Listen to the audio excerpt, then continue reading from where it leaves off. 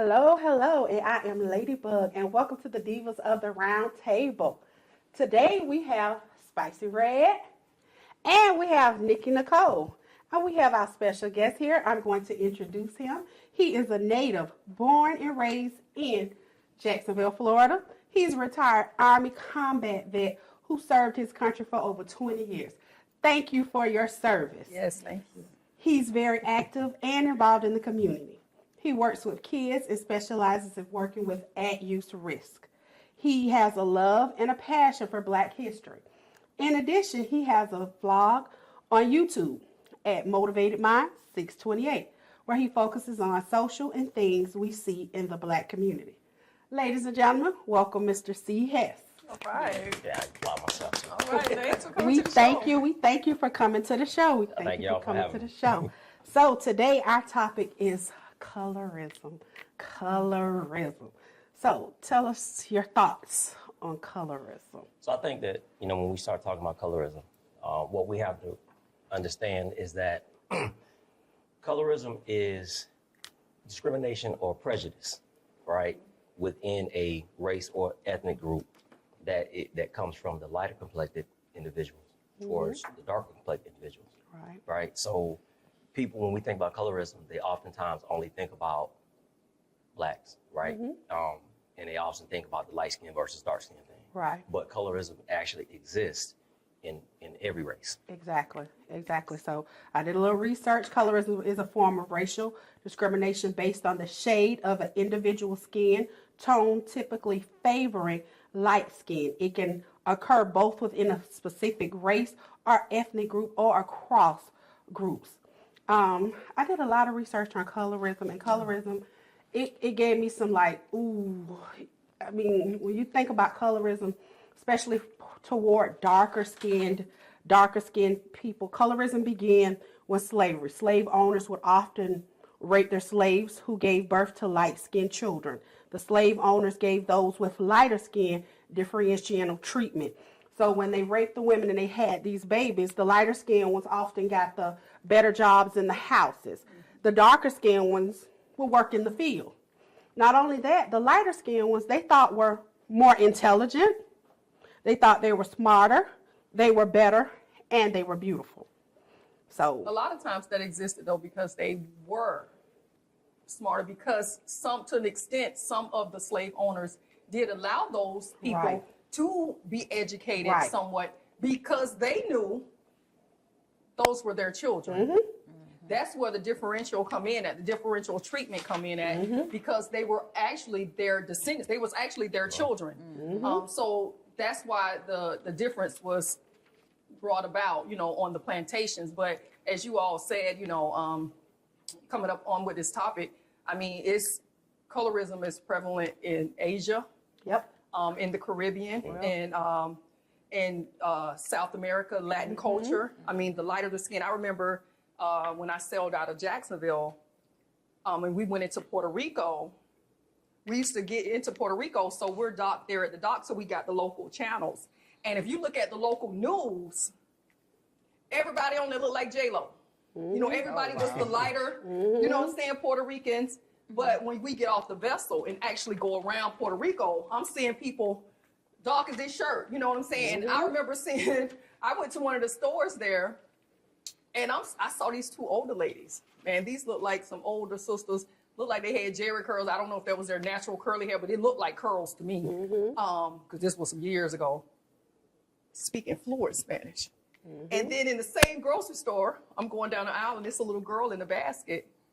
Blonde hair, blue eyes, both parents speaking Spanish. So it was the color was so diverse on that island. But on the news, on television, I only saw people who looked white Latin. You know what I mean? Because that's what they show us, right? Yeah. Because that's something important I think that you brought up, because a lot of times what we see, if we think about Hollywood, let's talk about the media, right? So let's just talk about Hollywood. Let's talk about Hollywood. Let's go here. Let's talk about Hollywood. Let's go here. So oftentimes what we see is they show us the lighter complected people of any given race. Just like you talked about, let's say the Puerto Ricans, right? And you got dark skinned, light skinned Haitians, right? And you got darker and light-skinned Asians, right? So even in the movies, they show us the lighter complected Asians and blacks, right? So and think about how many celebrities we know that are black that started out one shade and now they're a totally different shade now, Yeah. right? Yeah. Talk about that. Y'all talked about that? Yeah, talk about that. because in Jamaica, Talk I about know Michael in the Jackson. Caribbean, Caribbean, however you want to pronounce it, skin bleaching is a big thing over there. It's a really big thing that looks disturbing to me. I mean, either you have it or you don't, man. And it is what it is. You know, as people, as black people, we come in all shades, all colors. I personally myself have never been that type of person, you know, being a lighter African-American person, to think I was better than anybody that was darker than me. And I remember just being, even on Facebook, when Facebook started, you know, people would hit you up in the inbox and say stuff. And I used to, you know, converse, hey, you know, yeah, I got somebody, sorry, I'm dating or whatever. And my daughter, Mom, you talking to everybody. Ain't nothing wrong with being cordial to Ain't people, nothing just wrong being being cordial, respectful. I friendly. said, because I've always gone that extra step to be nice. I feel like because I did not want to be labeled as that red girl or light-skinned person, because we were perceived to be a certain way. Exactly. And I did not want to be that. I was the complete opposite of that. And I've had people tell me, oh, I thought you were stuck up Right. until I got to know you. You Right. cool as hell, you know. Right. Yeah, you had a preconceived notion of how I was, which was false. But where does that come from? Where does that really, where does that preconceived notion that, let's say you being a lighter complected people, right, or bougie or stuck up, right, or better, where does that come from? I think it do come from the The slave slave mentality. mentality. Right. The slave You know, mentality. and I do believe that some of that is passed down, and you know, it's a taught and learned behavior. Right. You know, and you know, because you may find in some black families years ago, they really did not want their children to marry and have babies with darker skin people. Yeah. With darker skinned people, right? So we're speaking of Hollywood. So I found some research at Straight Outta Compton when they were doing the casting call. So they had the A girls. So the qualification for the A girls, they have A girls all the way to D girls. So this is basically how Hollywood cast us And what was this as movie? African Americans. Straight Outta Compton. Okay. So for A girls, the hottest of the girls, models, you have to have real hair, no extensions, very classy, great bodies. You can be black, white, Asian, Hispanic, Eastern, Mid-Eastern, and mixed race. B girls, fine girls, long natural hair, real nice body, small waist, nice hips. You must be light-skinned. Beyonce is the prototype. Okay. Okay, now the C girls, African-American girls, medium to light-skinned with a weave. Okay. Now the D girls. Okay. African-American girls, poor, not in good shape, medium to dark skin. So why D girl got to be medium to dark skin, poor, not in good shape? Oh, Because wow. of colorism. Because of coloring. And that's how Hollywood cast Yeah. the girls. And you know, but we talked about that, but we're talking about this is, you know, hundreds of years in the making, because we discussed about the brown paper bag thing. I had to school a captain and an engineer on my vessel about the brown paper bag thing, and told them that this was a real thing to where to get in establishments, is it clubs or you know, anything, you had to, they would compare your complexion, your skin tone to that of a brown paper bag. And if you were lighter than the brown paper bag, you were allowed to get into these establishments. And in my research for the show, I found that it was very prevalent with sororities and fraternities Yeah. at historically black colleges and universities, and especially in the sororities where they did the brown paper bag test. Oh, they're going to be mad at you for saying that one. I mean, but this is history. This is history, and this is fact. I mean, you could like it or not. Not saying that it continues on to this day. This may be something that your grandmother or somebody of that time had to go through, but it happens, and it did happen, and it happened in movies, you know, getting into clubs and stuff like that. You saw the Lena Hornes and stuff. People were allowed into a film, and then you had the Hattie Daniels who had to play the maid. Had You know, to play and the maid. it is what it Had is. to play the maid. But that don't mean we have to continue on with it. And you know, I was with the black paper, the brown paper bag thing in the colleges, the fraternities and sororities made me think about the 1988 film Spike Lee did, School Days, when they had the wannabes and the jigaboos. Yeah. So he hit on that topic a little bit in that, well, a lot in that film. I ain't even gonna say a little bit. He hit on that topic a lot. So college sororities and fraternities, don't call for your girl, because Spike Lee said this in '88.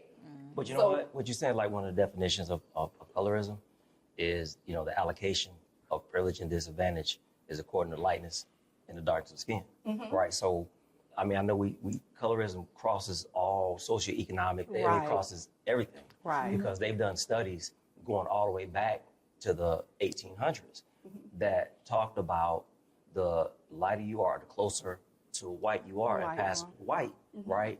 It helps you elevate more when it comes to socioeconomic status. Yes. Right. So, and that's why a lot of our people back then, and you mentioned Lena Horne, Dorothy Dandridge, right? A lot of people back then wanted to pass for white because it opened up the door for more opportunities. Right. And just think about the treatment of, let's say we look at Lena Horne and Dorothy Dandridge as sex symbols, right?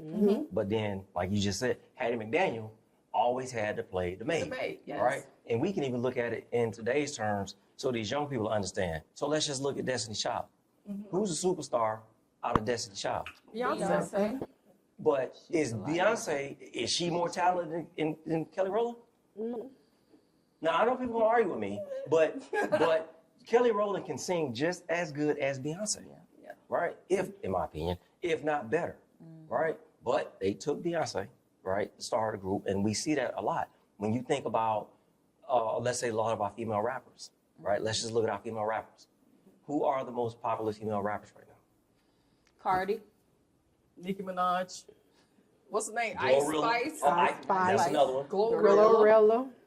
And Sexy Red, right? Now, out of all of them, who is the darkest one out of all of them? Sexy Red. But is she even? But they trash her on the internet. Men do. Somebody just trashed Oh, her. rap is trash. She is trash. But I'm trashed saying herself. because, you know, I mean, She is but I'm trash. saying because she's not as light as everybody, she get trashed. No, She that is has trash. I don't care if She's trash. she's just trash. You talking about? She trash. What was the lip gloss? Discharge? Yeah, she trash. Trash. She septic tank trash. Trash. She That girl garbage could be- can trash. She could be white as this Hey, I paper. tried to take Trash. Some things you can't clean up. You can't clean her up. You can't. You know. You can't clean up her. You No. can't clean up. You can't clean that up. Trash. Like, trash. Throw that away. Throw that away. But you know what's crazy though? But throughout history, like y'all are women. Have you ever seen a light skinned dude and said, "Ooh, he looked real threatening," versus you see this dark skinned dude and was afraid? Which one appears more threatening? It don't matter to me. It don't matter to me because if you some of them light skin, dark skin, you can be threatening, shysty. Exactly. Look, if you History. character. Well, time has shown us that. See, we're more, I guess, open to say that I don't hone in on just because you're color, but I get what you're saying. I get what you're saying. I get what you're saying, but for me personally, I don't put nothing past none of them. Because- I don't care what they look like. But darker complected people in the media Oh is yes. always portrayed as more Threatening. menacing and more We're threatening. more threatening. We're Yes. more aggressive. Yes. Even dark-skinned women are less likely to get married than light-skinned women. Yes. Darker-skinned women are given longer prison sentences. fact. Yes. I didn't know that. And then dark-skinned girls are suspended more Yes. than lighter-skinned girls. I was like, what does that have to do with anything? So not only do we have to face discrimination with white people, we also have to just face Within your own discrimination in your own community. And a compliment, somebody was saying, I was looking at all the videos. Oh, you pretty for a dark-skinned girl. No, I'm pretty, period. Yeah. My skin don't have nothing. If I'm pretty, I'm pretty. Put me on a light skin face, it's still the same face. I'm pretty, period. You can't say, oh, you're pretty because you're a heavyset girl. No, I'm pretty, Period. Because it's some ugly red bones. It's some ugly. You can be light skinned, green eyes. I met a dude. He was light skinned, green. He described all the features. He had some real nice features. When I saw him, he looked like a creature feature. Light skin, green eyes, pretty hair. That thing was just as ugly as he wanted to be. I was like, ooh, ooh, ooh. That's a no for me. So, I mean, beauty comes in all shades, all tones. We have to get out of this, just because you're a certain complexion, you might be better or you might be smarter. And as darker skinned women, they feel like, I was looking at videos, the girls were like, it could be a girls, they could be out. The guys are going to pass the darker skinned girls and go and talk to the light skinned girls. If me and my friends are there, you're not just going to come to my friend and say, hey, and then you're going to pass all of us. No, that's disrespectful. You're going to speak to everybody. If you're general and a cordial guy, you need to speak to everybody. Don't disrespect or disregard my friends or disregard me because I'm darker and my friends are lighter. And then on the other hand, I have friends who are light skinned, and then they have to prove how black they are because they are light. And I was like, girl, everybody know you black. You don't really have to set it off.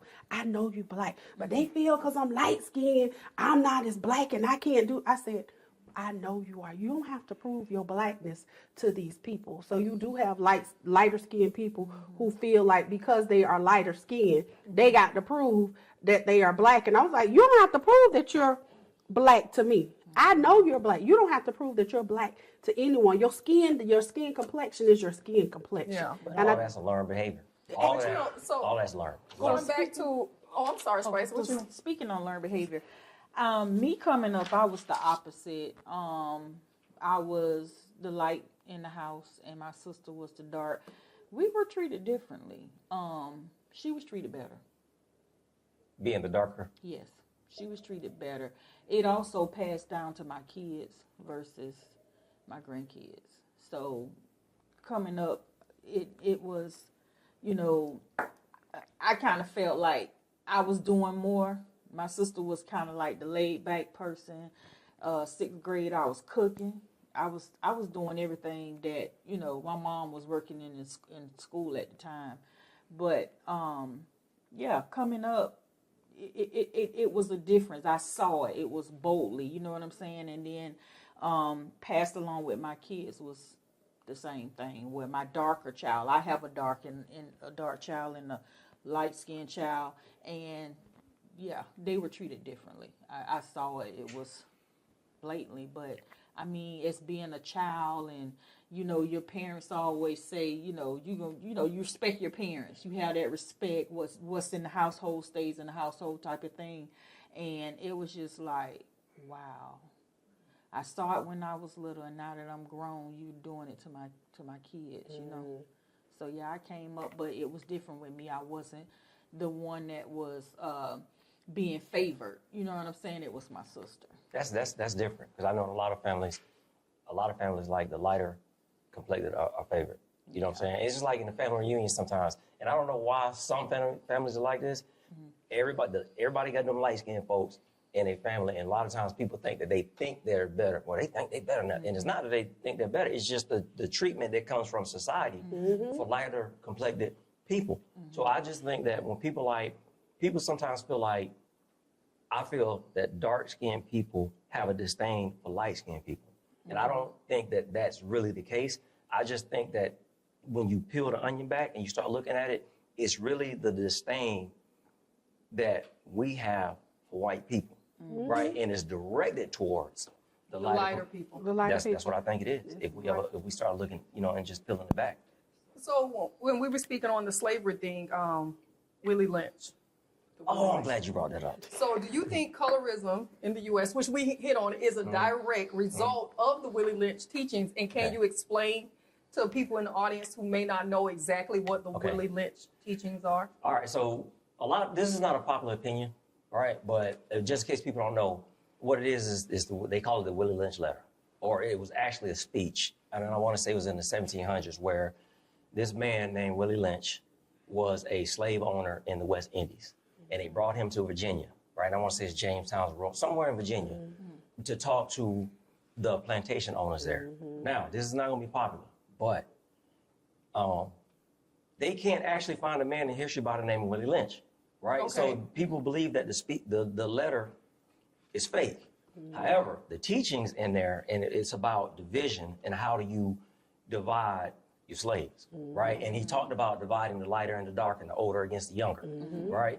But, and I know we talk about colorism, but there's something else that's in the Willie Lynch letter that nobody talks about, is that he's actually was against the lynching of slaves.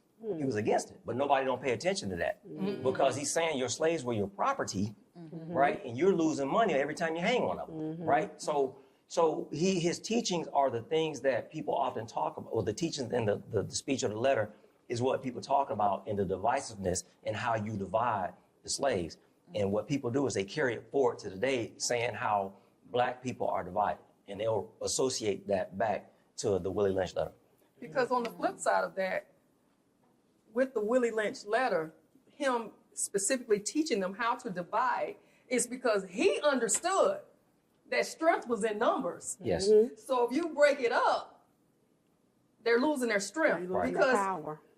they, at that point in time, I'm sure that they had already saw maybe the revolt in Haiti and stuff. I'm not really That sure was the before. time frame. That was before. So the Willie Lynch letter came before.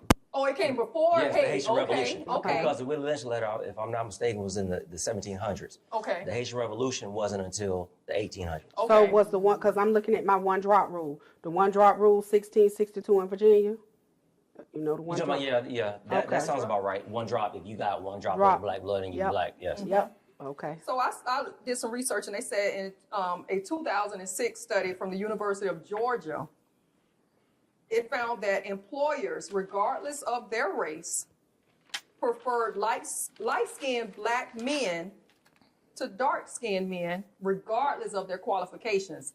So Wow. you could be way more qualified than a light-skinned brother, and he will get the job over you, which we've seen that with black versus white anyway. Right. So Yes. with the colorism, it's just another form of racism, somewhat watered down, but Yes. still prevalent. It's still still prevalent. and the damage is still the It's same. still, the damage is still the same. The It damage is still still makes the you same. feel bad because of the color of your skin. I might not be able to make you feel bad against a white person, but I can still do it to you now against a black person. Yeah. And it's still racism. Now it's racism against you and your own race. Yeah. And we shouldn't be fighting against our own race right. for anything.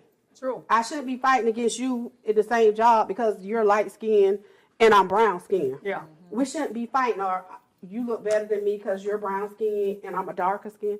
We should all embrace each other for our beautiful skin tones.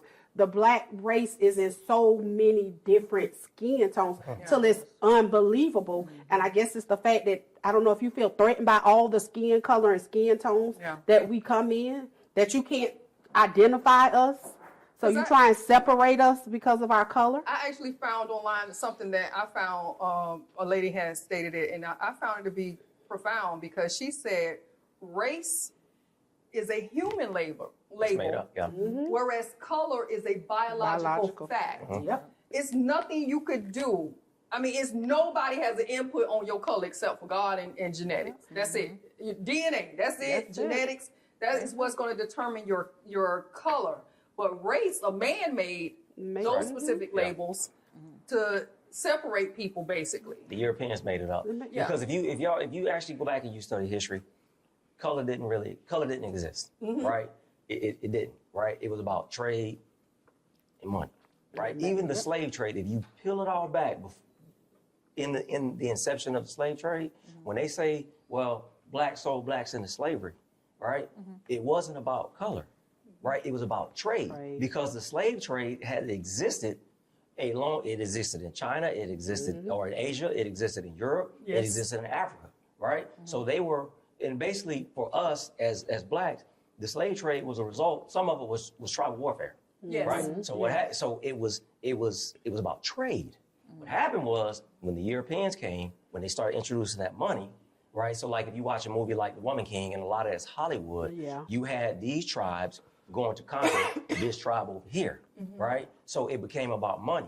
How it all started getting into race was when we started talking about chattel slavery, when you were property, right? You were seen as property. So that's how that all came about. It was never about color. If anything, when we talk, let's say talk about colorism, like I shot you that article one time when it's talking about how colorism in Asia, in China more specifically, it was about the upper class, right? Or the rich or the wealthy. Your social They didn't. status. It was about your social status. So the upper class, they were always inside. They didn't have to work outside, so they were lighter complected. Yes. Versus the working class or the poor were darker Outside, because they yes. were outside. So it was not about race because they're all Chinese. Right. Now there's different ethnic groups within the Chinese. Right. But it was about class. It Yes. wasn't about race. Right? Because think about white people. You got rich white people, they can't stand poor white trash. They can't stand them. But we don't ever look at it like that. And oftentimes when you start talking about the trailer park trash folks, a lot of times them jokers will be out in the sun. They're dark, they're more tanner, right, than the jokers working up in offices. They can't stand them. So colorism crosses all boundaries. Yes, Cause racial everything. boundaries. Yes. So I was looking it up, and they says it's 4 types of racism. You have interpersonal, internalized, institutional, and structural. So those are your 4 types of racism. So do you think colorism, which I believe you do, has a place on the racism spectrum? Because Yes. it's all, It's all one. like It's you all- said, it's a Yes. watered They down all feed version into of each it. other. It is. You're correct because in the original context of colorism, it is the lighter complected discriminating or prejudice towards the darker within their own race or ethnic group. However, it does cross racial lines, like we're talking about Hollywood and the media and how. So yeah, it basically colorism is a part of racism. Right? So you just read something too.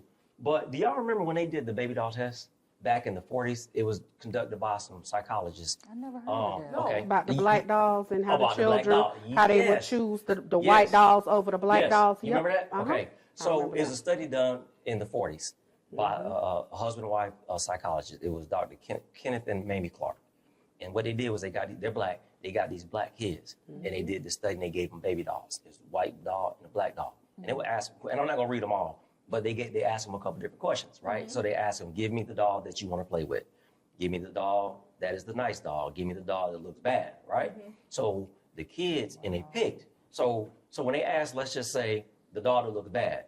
All right, so the black doll, 59% of the kids said the black doll looked bad versus 17% of the kids said that the white doll looked bad. Or which one do you want to play with, right? 32% of the kids, they're all black, said that they wanted to play with the black doll versus 67% of those kids said that they wanted to play with the white doll. So what they kind of concluded in that is how we see ourselves as well, right? But some of that comes from society and how society has constantly beat down on us, right? So that was done in the 40s. You know, with me having a daughter and now 4 granddaughters, I found myself at one point, because I couldn't identify when I was a kid with Barbie or with the black Barbie. Neither one of them looked like me, you know. So when they finally got into these the Hispanic friends, The brats whatever, and all the different the ones shades. that had a lighter different complexion, that was shades. more my color, my daughter's color, my granddaughter's colors. I tend to buy those dolls for them because they look like them. You know, they have more of their color, their hue. But you know, they get dolls from other people. It be white, black. And, you know, it don't matter. I don't. Now that's one thing you will never say. I will never buy an African American child a white doll. A white doll. Because you do not go into Caucasian people's house and you do not see them with black dolls. So I feel like as an African American woman, you will not see a white doll. I'm not buying. Who bought you this white doll? We don't play with that because you need to see self-representation of Yes. yourself so you can appreciate your beauty. When I was young, my mama couldn't find me no black dolls. So y'all remember what they used to call them, the little punch-out things?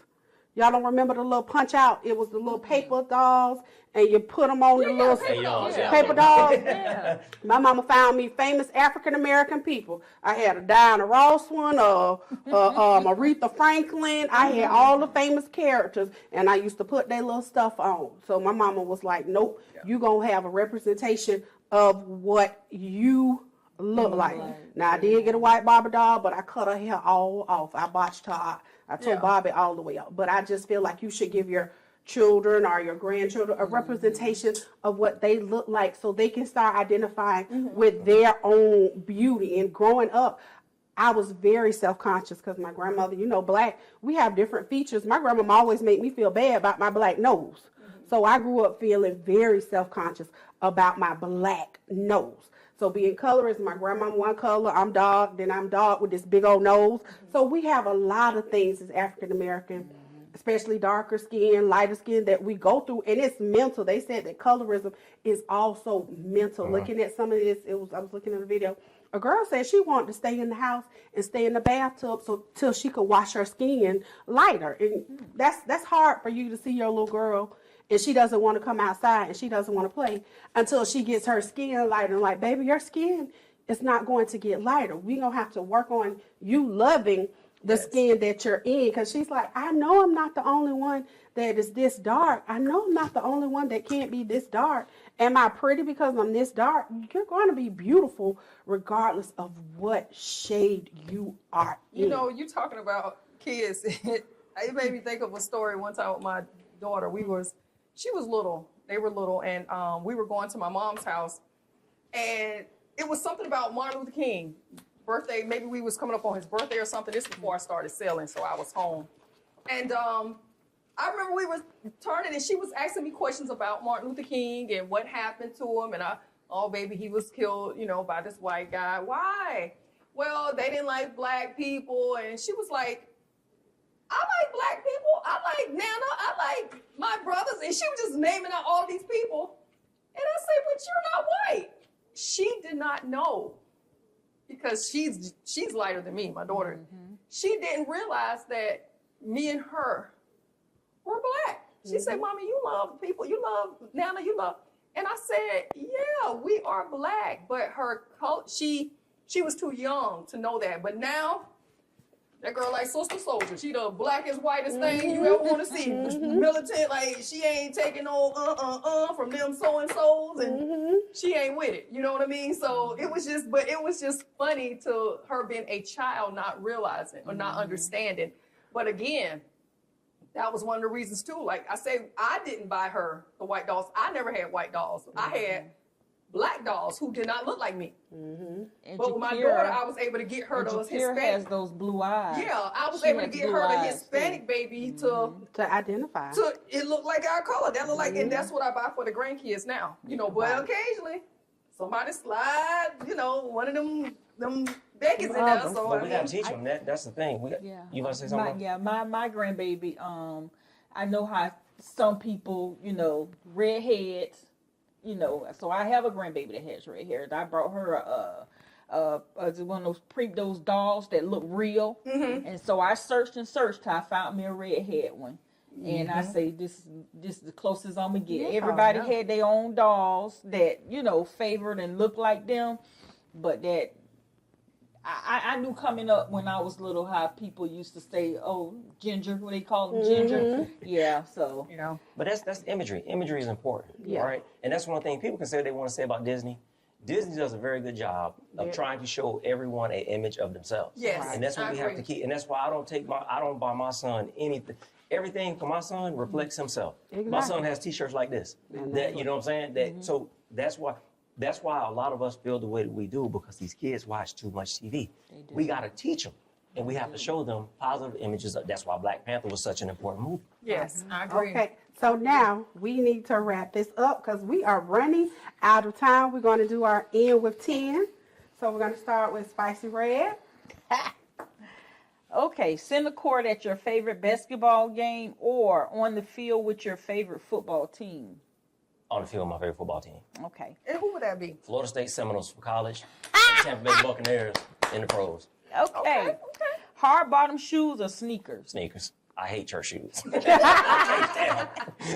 Quiet night at home listening to music or shooting pool with friends? Quiet night at the crib.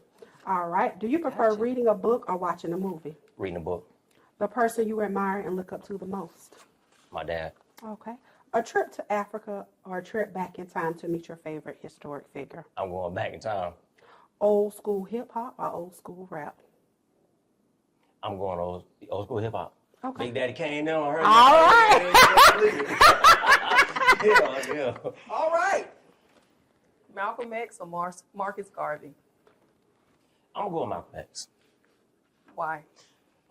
Marcus Garvey was on the whole. Marcus Garvey to me is kind of like, I reminds me of Umar Johnson. I'm more of a Malcolm X guy. I love Marcus Garvey, Lee P. Newton, but I'm all about Malcolm X because he was about that action. Yeah. Okay, a peaceful demonstration or a walkout? I'm going on a walkout because the walkout will affect money. It's about finances. Yeah. Bottom line. Mhm. Okay, would you rather be an inspirational speaker or a famous African American author? I'd rather be an inspirational speaker. Yeah, I believe so because with speaking, you could kind of get to the people. I mean, it's up to them to pick up the book, but if they fill the room, they got to hear you speak. They're going to hear something. Even if they ain't looking down or something, they hearing something. Yep. I agree with that. I like that. All right, so that was colorism, y'all. We covered a lot. We still have a lot that we could do. So I want to leave you with this. I find in being black a thing of beauty, a joy, a strength, a secret cup of gladness. That's from Ozzie Davis. So Spicy Red, we're going to end with Spicy Red. If you thinking about on the road, that's Miss Spicy Red. She's driving up and down the highways. She's going to be safe. Y'all watch out for her. If you're thinking of prosperity, that's Miss Tugboat. She Yes. is on the waterway. Mr. Cee Hess, he's giving you that knowledge. Check him out on his vlog. And I am Ladybug, teacher for 26 years in Duval. Thank you all. We love you, support you. See you till next time. All right. All right.